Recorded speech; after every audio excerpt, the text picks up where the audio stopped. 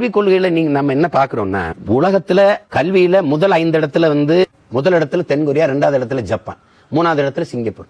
Singapore சென்னையில பாதிதான். 45 நிமிஷம் தான் மொத்த நாட்டையும் சுத்தி பார்க்க. 60 லட்சம் மக்கள் தான். 3வது இடத்துல இருக்கேன் கல்வியில. கேட்டேன்னா என்ன சொல்லுவாங்க, எவ்வளவு சின்ன நாடு இந்தியா, அது சிங்கப்பூர் சின்ன நாடு, நம்ம எவ்வளவு பெரிய இந்தியா பெரிய நாடுன்னு உனக்கு எவன் சொன்னது? 29 நாடு, 7 ஒன்றிய பிரதேசம். நீ என்ன செய்ய? அதிகாரத்தை நிர்வாகத்தை பரவலாக்கிருங்கிற. நீ பிரிச்சு கொடுத்துரு. என் கல்வி என்கிட்ட கொடு, நான் இந்தியாவிலே முதன்மையான இடத்துக்கு நான் வரேன். கேரளா இப்ப முதல்ல இருக்குது, அவன் நானும் போட்டி போடுறோம். ஆந்திரா, நாங்க கர்நாடகா, பீகார், குஜராத் நாங்க போட்டி போடுறோம். யாருடைய மாணவன் சிறந்தவன் என்கிட்ட கொடு. நீ எல்லாத்தையும் கீழே வண்டி வச்சுட்டு மேலே ஏறி உட்கார்ந்துக்கிட்டு எனக்கு எதையுமே தரமாட்டேன். நாங்க எப்படி? அப்ப சின்ன நாடு சிங்கப்பூர்னா அதால முடியுது, ஒன்னால முடியலையே. அடுத்து ஆங்காங்க இருக்குது, அப்புறம் பின்லாந்து இருக்குது.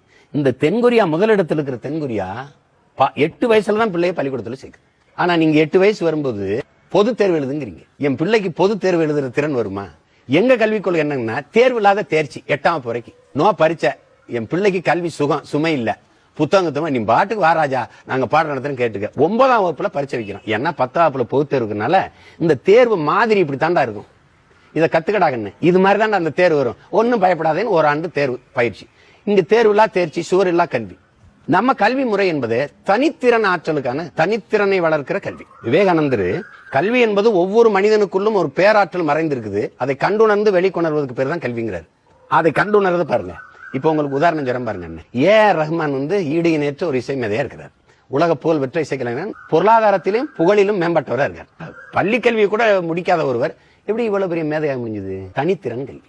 சச்சின் டெண்டுல்கர் 10ஆம் படியில அவர் பந்து அடிச்சாரா படிச்சாரான்னு கேளுங்க, பந்து அடிச்சாரு. இன்னைக்கு உலக புகழ் பெற்ற விளையாட்டு வீரன், பொருளாதாரத்தில் மேம்பட்டவர். இதான கல்வி.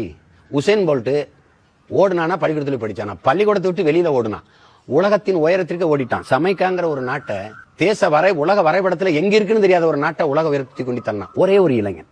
150 கோடி மக்கள்ல நீங்க ஒரு இளைஞனை உருவாக்க முடியல. ஏன்னா உங்க கல்வி முறை மனப்பாடம் பண்ணி அப்படியே சாப்பிட்டதை வாந்தி எடுக்கிறத அறிவுன்னு நீங்க நம்புறீங்க. மனித அறிவை மதிப்பெண்களை வைத்து மதிப்பிடுவது மாதிரி ஒரு மடத்தனமே உலகத்துல கிடையாது. சாருக்குன்னு ஒரு தம்பி இருக்கான், 700 750 தான் +2ல 12ஆப்ல வாங்கி எல்லையில தான் பாஸ் பண்ணிருக்கேன். ஆனா அவன் ஒரு மைக்ரோ விண்கலத்தை தயாரிச்சு, சின்ன விண்கலத்தை தீப்பெட்டி அளவுல நாசா வாங்கிட்டு போய் அவனை பாராட்டி விஞ்ஞானின்னு அங்கீகரிச்சு பறக்க விட்டுருச்சு விண்வெளியில. இவன் அறிவாளியா முட்டாளாவன்.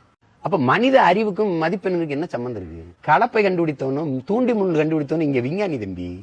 அது புரியாம நீங்க ஏதோ போட்டு மனப்பாடம் பண்ணி வரலாறு படி, புவியியல் படி, அறிவியல் படி, கணிதத்தை போடு, இங்கிலீஷை படி, இப்படிலாம் போட்டு கொள்ளக்கூடாது. வரலாறு நடத்துறவருக்கு புவியியல் தெரிய மாட்டுது, புவியியல் நடத்துறவருக்கு அறிவியல் தெரிய மாட்டுது, அறிவியல் தெரிஞ்சவருக்கு தமிழ் தெரிய மாட்டுது, தமிழ் தெரிஞ்சவருக்கு ஆங்கிலம் தெரிய மாட்டுது. ஆனா இது எல்லாம் ஒரு மாணவனுக்கு தெரியும். எல்லாத்துலயும் 100க்கு 100 வாங்கணும்னா அது கொடுமை இல்லையா? தண்டனை இல்லையா? அது அந்த முறையவே தகர்க்கணும்னு நினைக்கிறேன்.